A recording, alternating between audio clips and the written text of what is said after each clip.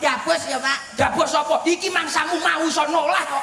Apa iya to? Magrib mau iso noleh. Aku kaget luwah iki aku rono. Pak delok jebul Pak Jamari dhewe sing noleh-noleh iki. Aku gak ero. Lah kok rada lemu ini. Ngomong ini. Iki sing diarani wong lemu tapi suarane cilik sapa ya? Anu. Oh, Sapi. ora iso. Kebo. Ora iso. Sapi. Ora iso. Kebo.